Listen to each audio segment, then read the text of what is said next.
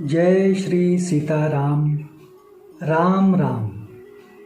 अभी इस समय मुझे देख रहे हुए, सुन रहे हुए मेरे सभी भाई बहनों को मैं श्रद्धापूर्वक राम राम करते हुए एक बात आपका कम से कम समय लेकर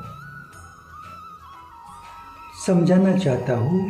वो यह है कि हम और आपके जीवन में कुल देवता ही, हमारे आपके कुल देवता कुलदेवी ही सबसे ज़रूरी क्यों हैं, सबसे महत्वपूर्ण क्यों हैं, और हमारे आपके सभी के कुल देवता कुल देवी का राम नाम से क्या अटूट संबंध है, यह थोड़ा समझाने की कोशिश कर रहा हूँ। देखिए, कुल देवता कुल देवी सर्वश्रेष्ठ अतिश्रेष्ठ क्यों है, इसके बारे में मैं सिर्फ दो ही उदाहरण से आपको समझाना चाह रहा हूँ। उसमें का पहला उदाहरण है हमारे आपके चिरंजीवी देवता प्रभु हनुमान, बजरंगबली, एकमात्र रामदूत। मतलब विष्णु भगवान के कई सारे विष्णुदूत हैं, शिव भगवान के कई सारे शिवदूत हैं, लेकिन प्रभु रामचंद्र भगवान के एकमात्र दूत है, एकमात्र रामदूत, और वह है बजरंगबली, हनुमान।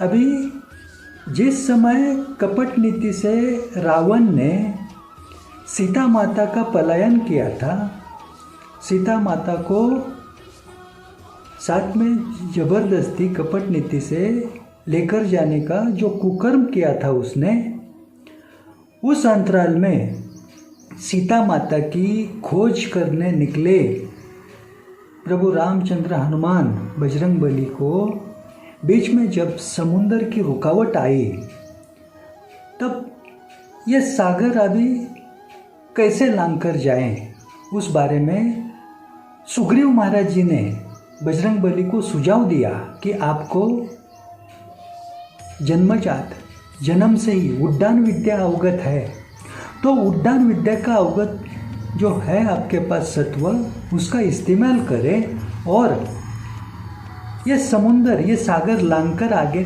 बढ़े। वो सुझाव सुनकर बजरंगबली ने कोशिश की, लेकिन उनसे उड्डान ही नहीं हो पा रहा था हवा में। बड़े चिंतातुर हो गए, चिंताग्रस्त बन गए बजरंगबली।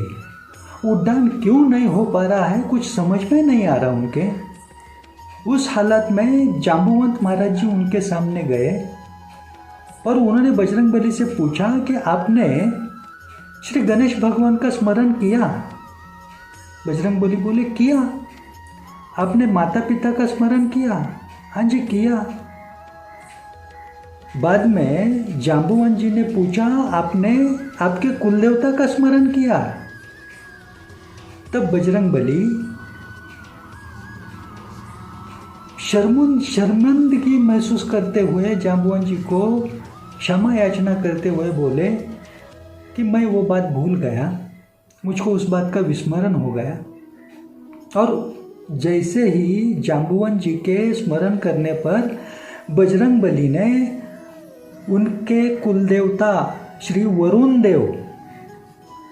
देव जी का जैसे स्मरण किया, तुरंत ही हवा में उड्डान करने में वो सफल हो गए और रास्ते में जो समुंदर की रुकावट आई थी, उस सागर को लांघकर आगे बढ़ने में वो सफल हो गए।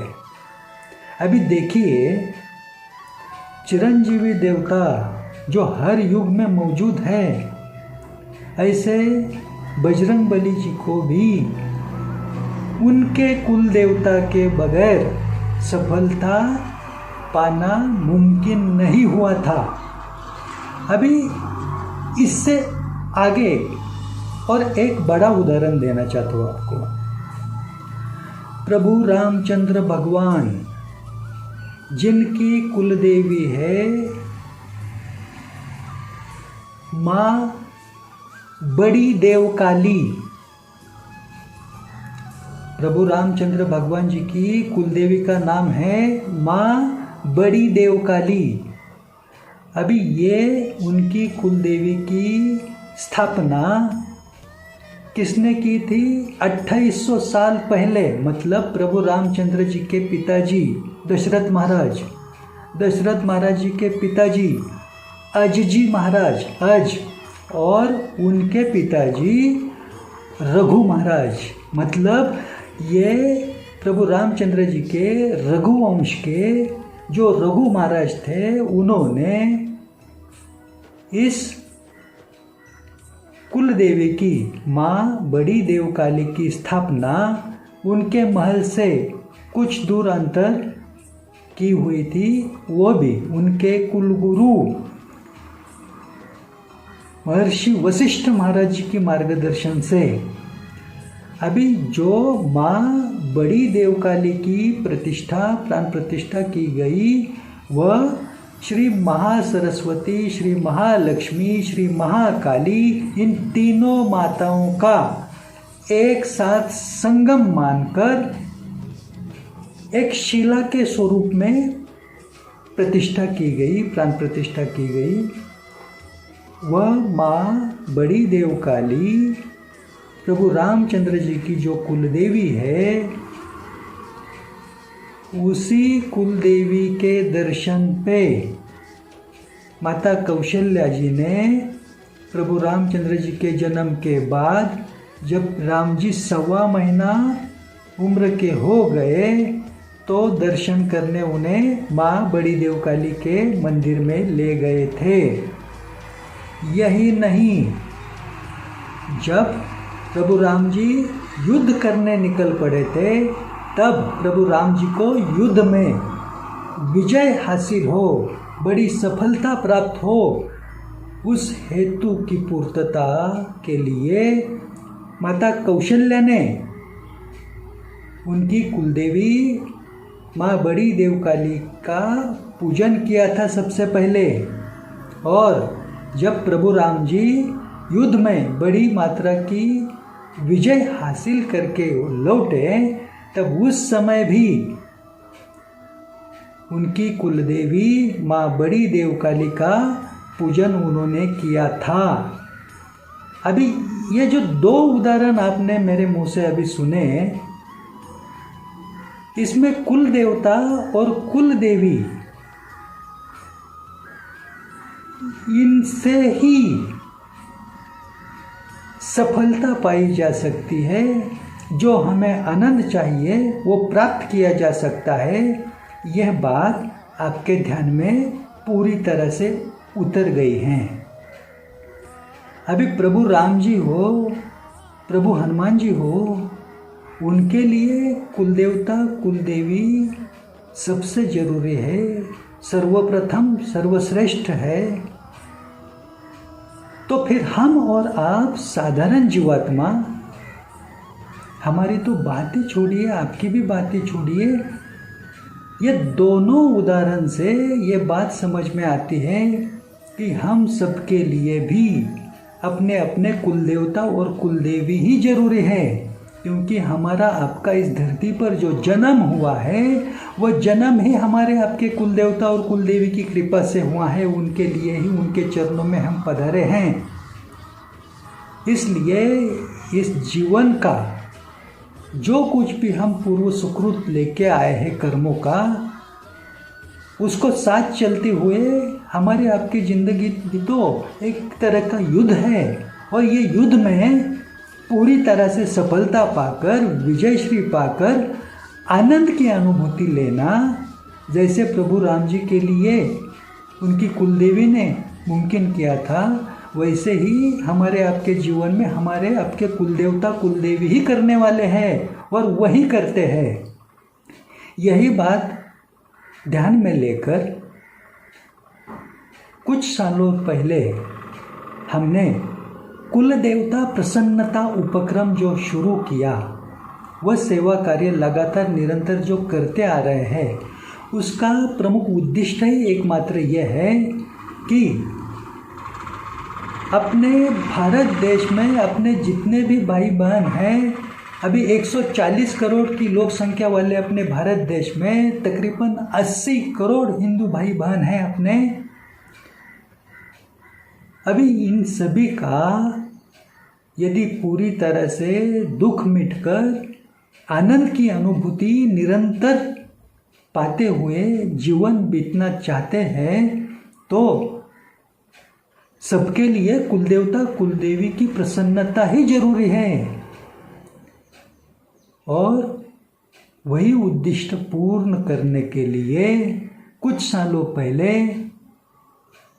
एक आसान सा तरीका, मतलब श्री राम नाम चालीसा, ये राम नाम की चालीसा, और श्री सप्तशृंगी चालीसा या श्री सप्तशृंगी देवी की चालीसा, ये दोनों चालीसा की रचना मैं शाहजी ढेंगड़े नाम का आम इंसान, मतलब मैं कोई साधु संत महात्मा हूँ नहीं, आपके जैसा ही घर गृहस्थी वाला एक आम जीवात्मा हूँ, लेकिन फिर भी मेरे कुल देवता श्री रघुजी बुआ, मेरी कुल देवी श्री लक्ष्मी आई, इनकी प्रसन्नता से, मेरे गुरुदेव की कृपा से, गुरु ज्ञान से मेरे हाथों से श्री रामनाम चालीसा लिखी गई, उसके साथ ही श्री सप्तशृंगी चालीसा लिखी गई।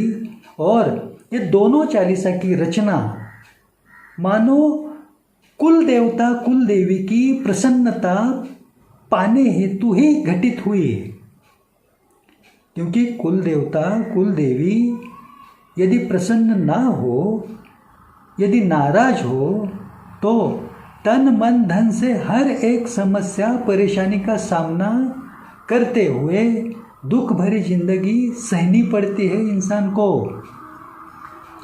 यह ग्रह नक्षत्र बाद में आता है, अन्य देवी देवताओं की भक्ति, गुरु दीक्षा, ये सबका अपना अपना अलग अलग महत्व है, लेकिन इन सभी से पहले कुल देवता कुल देवी है।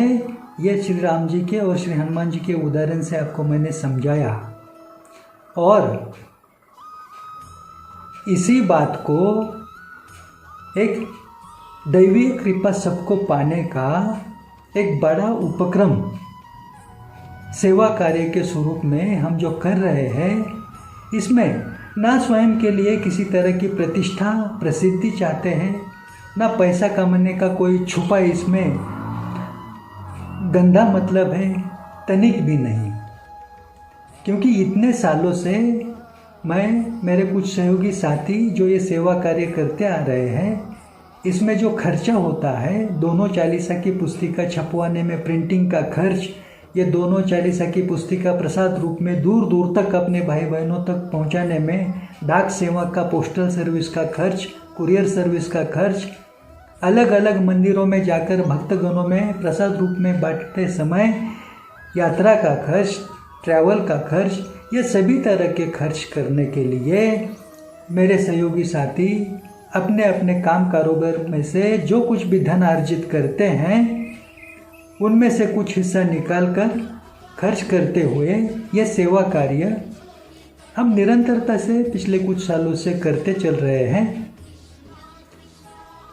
धीमे गति से चल रहा है, क्योंकि हम लोगों की आर्थिक क्षमता सीमित मात्रा में है, और यदि अपने संपूर्ण भारत देश के अपने सभी हिंदू भाई बहनों का भी सोचें, उनकी संख्या तो 80 करोड़ के घर में है। ये 1-2 दिन का सेवा कार्य है नहीं।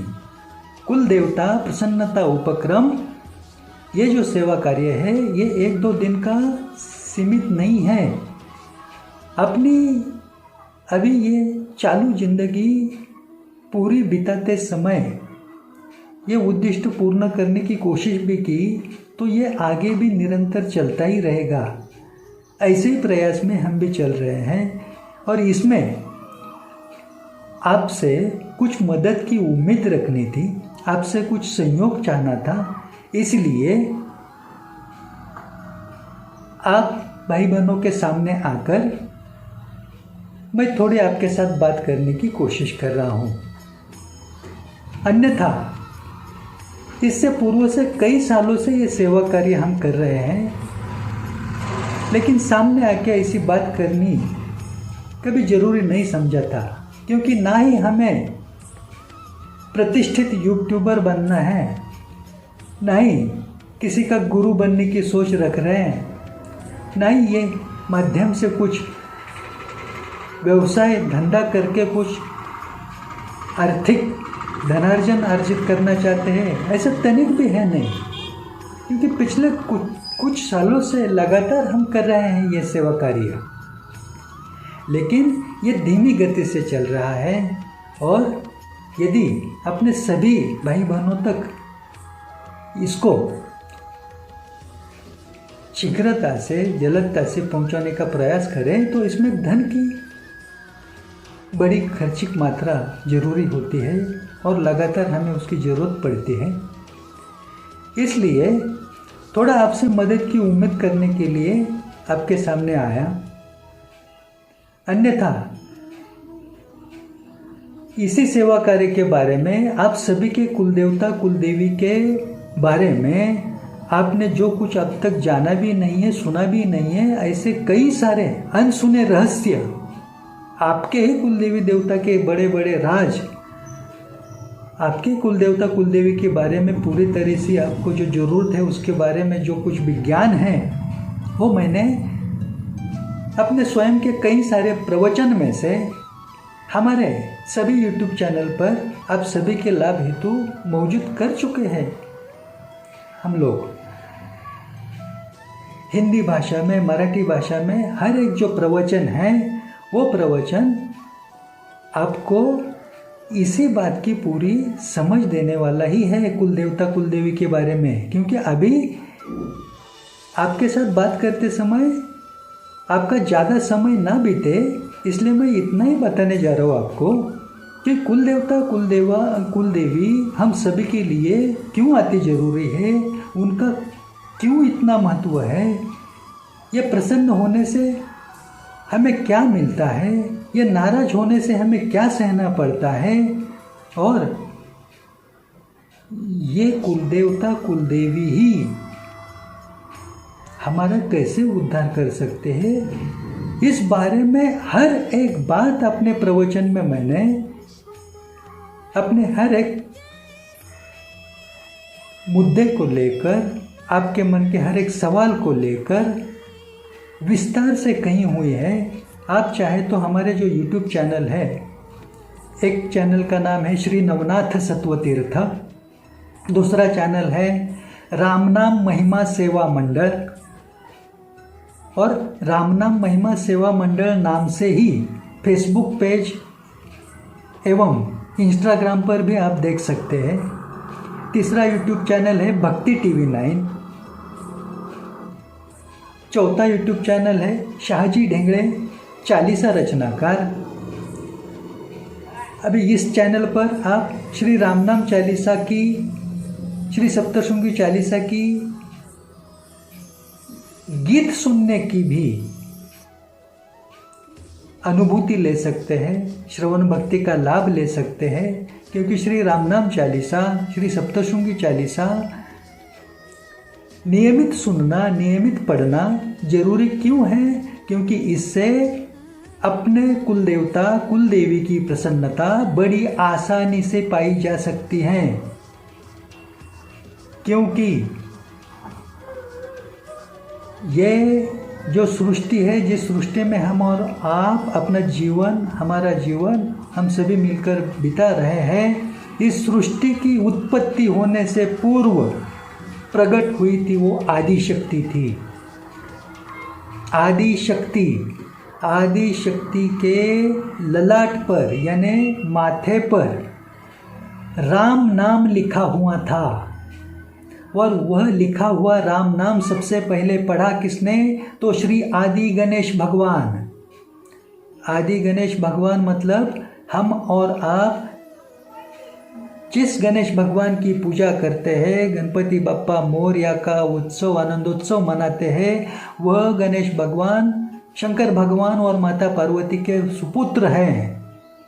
लेकिन शंकर भगवान और पार्वती माता इन दोनों की ब्याह में, शादी में, विवाह में जिस गणेश भगवान का पूजन किया गया था, वह गणेश भगवान मतलब श्री आदि गणेश भगवान। वह आदि गणेश भगवान जी ने आदि शक्ति की ललाट पर, माथे पर राम नाम लिखा हुआ सबसे पहले देखा था। और उसी आदि शक्ति ने ब्रह्मा, विष्णु, महेश इन तीनों को शक्ति अंश देकर, मतलब ब्रह्मदेव को श्री महासरस्वती शक्ति, विष्णुदेव को श्री महालक्ष्मी शक्ति और महेश देव को यानी महादेव भगवान को श्री महाकाली शक्ति, ऐसे तीनों शक्ति से ब्रह्मा विष्णु महेश जी को परिपूर्णता आदि शक्ति ने दी हुई है। इसका मतलब क्या हुआ? एक तो हमारे आपके जो कुल देवता है ये सभी, एक तो ब्रह्मा, विष्णु या महेश, इन तीनों के अंश में से किसी एक अंश से उत्पन्न हुए हैं। मतलब हमारे आपके कुल देवता का संबंध राम नाम से सीधा है, क्योंकि इनकी उत्पत्ति ही जहाँ से हुई है, वह मूल जो है, वह जड़ जो है, वह आदि शक्ति, उसके ललाट पर ही राम नाम है। अभी ये जो तीनों शक्तियाँ हैं, श्री महासरस्वती, श्री महालक्ष्मी, श्री महाकाली, ये तीनों माताओं में से किसी एक माता की अंश से हमारी आपकी कुल देवी उत्पन्न हुई हैं। मतलब हमारी आपकी कुल देवियों का भी सीधा संबंध राम नाम से है, क्योंकि हमारे आपकी कुल देवी की, कुल देवता की जड़ जो है वह है आदि शक्ति, और आदि शक्ति के ललाट पर, माथे पर है राम नाम। मतलब हमारे आपके सभी भाई बहनों के कुल देवता और कुल देवियों का संबंध राम नाम से कैसे है और वो अटूट है, ये आपके ध्यान में आया। इसलिए सबसे बड़ा सरल, सहज, आसान तरीका राम नाम है अपने अपने कुल देवता कुल देवी को निरंतर अपने वश में रखने का, अपने ऊपर उनकी प्रसन्नता कायम बना के रखने का। इसी बात को लेकर श्री राम नाम चालीसा की रचना की हुई है। इसलिए एक बार श्री राम नाम चालीसा दिन में कभी अपने कुल देवता कुल देवी के सामने पढ़ी जाए, बस बड़ी कृपा का चमत्कार सहजता से अनुभूत होता है। 5 मिनट लगते हैं श्री राम नाम चालीसा पढ़ने में। और श्री सप्तशृंगी चालीसा क्यों पढ़नी है? क्योंकि श्री सप्तशृंगी चालीसा की रचना भी तो कुल देवता कुल देवी की प्रसन्नता पाने के लिए की है। कैसे? क्योंकि श्री महासरस्वती, श्री महालक्ष्मी, श्री महाकाली, इन तीनों शक्तियों के अंश से ही हमारी आपकी सभी की कुल देवी उत्पन्न हुई है। और ये तीनों शक्ति, श्री महासरस्वती, श्री महालक्ष्मी, श्री महाकाली, ये तीनों शक्ति महाशक्ति का महासंगम जिस स्वरूप में हुआ है, वो स्वरूप है श्री सप्तशृंगी देवी, श्री सप्तशृंगी माता। 18 हाथों से परिपूर्ण स्वयंभू स्वरूप में ये जो महाशक्ति का स्रोत है, यह श्री सप्तशृंगी माता 51 शक्तिपीठों में से जो एक शक्तिपीठ है, पूरे धरती पर, मतलब दुर्गा माता का, आदि शक्ति का ये जो स्वयंभू सगुण साकार स्वरूप है, ये एक ही है। वो है श्री सप्तशृंगी माता, जिसमें श्री महासरस्वती, श्री महालक्ष्मी, श्री महाकाली, ये तीनों महाशक्तियों का महासंगम एक साथ सम्मिलित है। मतलब हमारी आपकी कुल देवियों की जड़ जो अभी मौजूद है हमारे आपके साथ इस धरती पर। हर एक देवी देवता अपने अपने लोक में वास करते हैं। दुर्गा माता भी अपने लोक में मणिद्वीप में वास करती है। विष्णुदेव अपने लोक में वैकुंठ में वास करते हैं। शिव बाबा शिवलोक में वास करते। वैसे श्री सप्तशृंगी माता सप्तशृंगगढ़ पर ही वास करती है। उसका निवास स्थान ही है सप्तशृंगगढ़, नासिक जिले में, महाराष्ट्र राज्य के, जो मौजूद है इस कलयुग में और हमारे आपकी कुलदेवी की जड़ है, मूल है। इसीलिए जैसे किसी पौधे को, किसी पेड़ को उसकी जड़ में जल डालने से, पानी डालने से हमें फल फूल छांव का लाभ होता है ना, वैसे हमारी आपकी कुलदेवियों की जो जड़ है, मूल है, वही श्री सप्तशृंगी माता से स्मरण मात्र से हमारी आपकी कुलदेवी अपने वश में होती है। इसलिए श्री सप्तशृंगी चालीसा पढ़ना जरूरी है, सुनना जरूरी है और पढ़ने के लिए मात्र 5 मिनट लगते हैं। इसका मतलब यह हुआ, यदि अपने पूरे दिन में सिर्फ 10 मिनट का समय निकालकर श्री राम नाम चालीसा और श्री सप्तशृंगी चालीसा एक एक बार भी पढ़ें तो सभी के लिए अपने अपने कुल देवता कुल देवी वश में करके रखना, हमेशा कायम निरंतरता से अपने ऊपर प्रसन्न बनाए रखना बड़ा ही आसान है। और यही सेवा कार्य हम जो करते आ रहे हैं, जो निरंतर करने की सोच रहे हैं, इस सेवा कार्य में आप सभी भाई बहन अपने अपने आर्थिक क्षमता अनुसार, अपनी इच्छा अनुसार कुछ न कुछ धनराशि, आर्थिक मदद अवश्य हमें भेजने का प्रयास करें। अभी आपको जो स्क्रीन के ऊपर account details, bank account details, खाते की जानकारी नज़र आएगी, उस खाते पर भेजने का प्रयास करें।